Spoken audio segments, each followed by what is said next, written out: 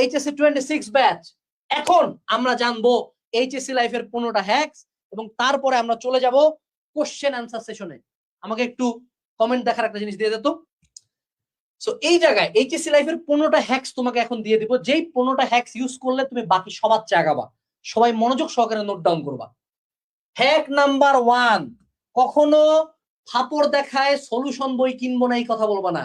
ম্যাথের সলিউশন বই কিনবা, ফিজিক্স আর গাণিতিক পদার্থবিজ্ঞান বই কিনবা, গাণিতিক রসায়ন বই কিনবা, সলিউশন বই ইউজ করবা। সলিউশন বই তোমার প্রিপারেশনকে 1000 টাইমস আগায় দিবে। কোশ্চেন অ্যানালাইসিস করবা বিগত বছরের। তোমার বন্ধু 100টা টপিক পড়েও পাবা না, তুমি 4টা টপিক পড়ে পাবা। সব দেওয়া আছে কিউএনএ সেশনে। এবং আরেকটা ক্লাস আমার অ্যাড করা আছে, আমার নেওয়া ক্লাস, সায়েন্স আর্টস কমার্স সবারই অ্যাড করা আছে, অ্যানালাইসিস রোডম্যাপ ক্লাস।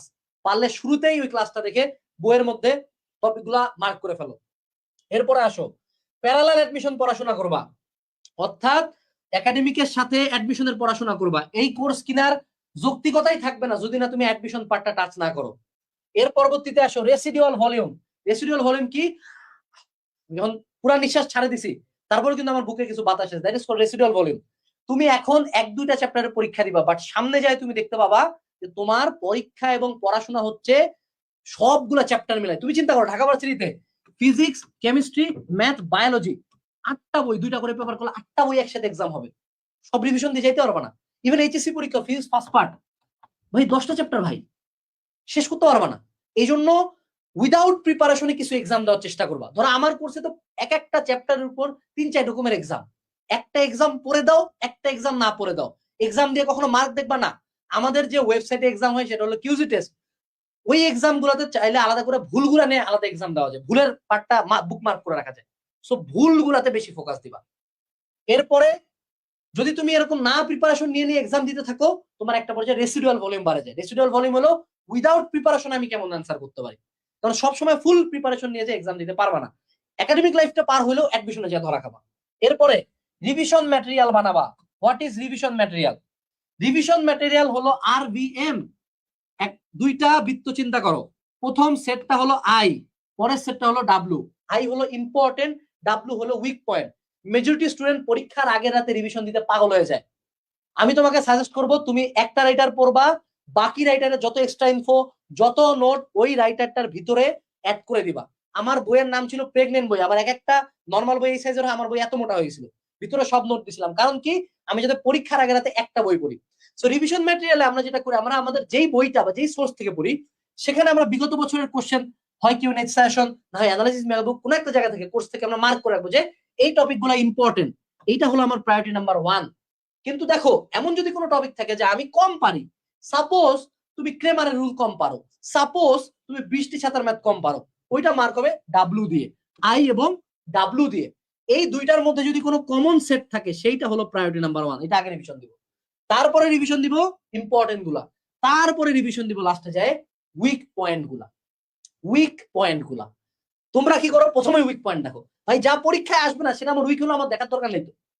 এরপর আসো মোটা কম্বাইন বই, যেটা বললাম রাইটার 3টা কিনলেও একটা বইয়ের মধ্যে সব ইনফরমেশন রাখার চেষ্টা করবা। এরপরে আসো সামারাইজিং নোট।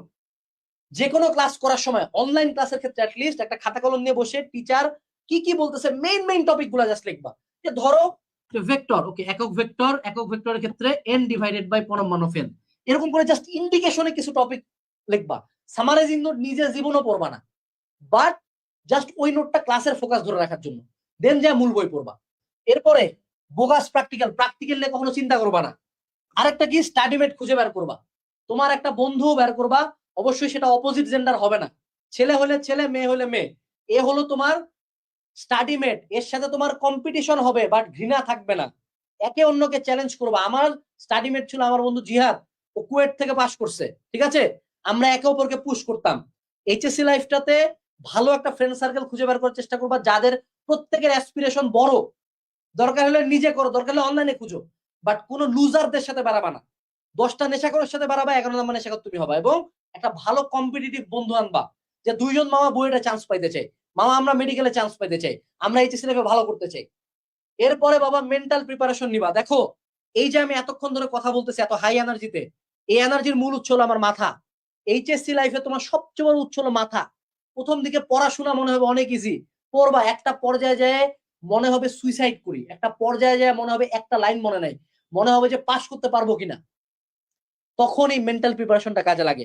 আমি এগুলোর উপর সেপারেট অনেক ভিডিও দিছি, বাট নিজের মাথাকে বোঝাবা, তুমি মনে রাখবা তোমার ব্রেনকে তুমি কন্ট্রোল করো, তুমি ব্রেনকে এমন একটা বুঝ দিবা যে ভাইয়া হয় লাস্ট পড়বে না হয় ভালো রেজাল্ট হবে, দ্যাটস ইট।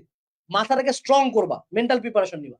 এরপরে তোমার লাইফে দেখো সবচেয়ে স্ট্রং ফিলিংস কি, বলো দেখি, সবচেয়ে স্ট্রং ফিলিংস কি? সবচেয়ে স্ট্রং ফিলিংস কি? লাভ না। পৃথিবীতে কয়টা ভালোবাসার কাহিনী জানো? আর পৃথিবীতে যুদ্ধ কয়টা দেখো? পৃথিবীতে যুদ্ধ বেশি। সবচেয়ে powerful force of the planet is hate. Hate. তোমার লাইফে পুরো স্কুল লাইফ জুড়ে যারা যারা অপমান করছে চেহারা খেয়াল করো। তোমার লাইফে, তোমার কলেজ লাইফে যতজন অপমান করবে, যতজন খারাপ কথা বলবে, প্রত্যেকটা দরকার হলে টেবিলে খাতার মধ্যে করে লিখে টেবিলের সামনে মারা দাও। Use the power of hate, fuel করো নিজেকে অপমান দিয়ে। তারপরে এইচএসসির পরে অ্যাডমিশনে রেজাল্টে এমন একটা ধামাকা দাও যে গোটা দুনিয়া কাঁপে যাবে। এরপরে আসো রিপিটেশন মেথড।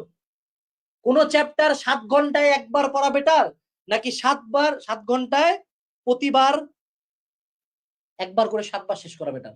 অবশ্যই 7 বার। তোমার ব্রেন রিপিটেশনে বিশ্বাসী। সো কোন একটা চ্যাপ্টার, কোন একটা বই, কোন একটা সাবজেক্ট, কোনো কিছু যদি কঠিন লাগে কয়েকবার শেষ করো। এরপর আসি, নিজের এফোর্ট ইজ 90% টানেল ভিশন এবং অবসেশন। বলো দেখি, যখন তুমি ভালো পড়াশোনা করো, একটু পড়াশোনা করো, তোমার কিছু বন্ধু চলে আসে, আরে মামা তুই তো ভালো স্টুডেন্ট হয়ে গেছিস। আমি আজকে তোমাকে একটা ভিশনের কথা বলি, this is called tunnel vision. আমি মনে করো যদি ক্যামেরাটা এইভাবে চিপে ধরি, তোমরা কি শুধু এন্ডে আমাকে দেখতে পাচ্ছ? ঠিক তেমনি এরকম একটা টানেল ভিশন রাখতে হবে এইচএসসি তে। সামনে আমি, ওই সাইডে হলো আমার অ্যাডমিশনের লক্ষ্য, এইচএসসির লক্ষ্য। আমার লাইফে আর কিচ্ছু নাই, লিভ ইনসাইড আ বক্স। এবং অবসেশন কি? There is one thing called motivation. আমার কথা শুনে তোমার গা গরম হচ্ছে, রক্ত গরম হচ্ছে। প্রথম দিন যেদিন কোর্স কিনবা মনে হবে আমি দুনিয়া ফাটাই দিব।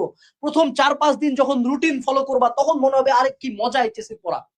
বাট আফটার 1 ইয়ার 6 মান্থ এই এনার্জি, এই গ্রাফ অনুযায়ী এইখান থেকে এইখানে এসে ঠেকবে। তখন কি করবা? তখন কাজে লাগে অবসেশন। মোটিভেশন ফেলাও, ডিসিপ্লিন ফেলাও। অবসেশন ইজ, একটা নাম সার্চ দিবা আজকে যায়, ডেভিড গগিন্স। মৃত্যু হবে হবে টেবিলে হবে, পড়তে পড়তে হবে। এবং মনে রাখবা, পড়তে পড়তে কখনো কেউ মনে নাই, না পড়ে খারাপ রেজাল্ট করে মরছে। So don't be a bitch, be obsessed. এত পরিমাণে পড়ো যেটা বাপ মা টেনশন করে যে আমার এই পোলা এত পড়তেছে কেন, কি মরে যাবে নাকি, কি পাগল হয়ে গেছে নাকি। বন্ধুরা যাতে কোনোদিন কোনো আড্ডায় দেখতে না পায়, জাস্ট কোচিং এ দেখতে পাবে, আর দেখবে কলেজে, আর কোথাও তুমি এক্সিস্ট করো না। সোশ্যাল মিডিয়া থেকে পুরো গায়েব হয়ে যাও। তুমি যদি আমাদের একাডেমিক অ্যাডমিশন কোর্স কিনো, আমি তোমাকে সাজেস্ট করবো uninstall every single social media, just হালকা স্ট্যান্ড অ্যাপে ক্লাস করো, more than enough for you. Become fucking obsessed, যে এইটাই আমার সব।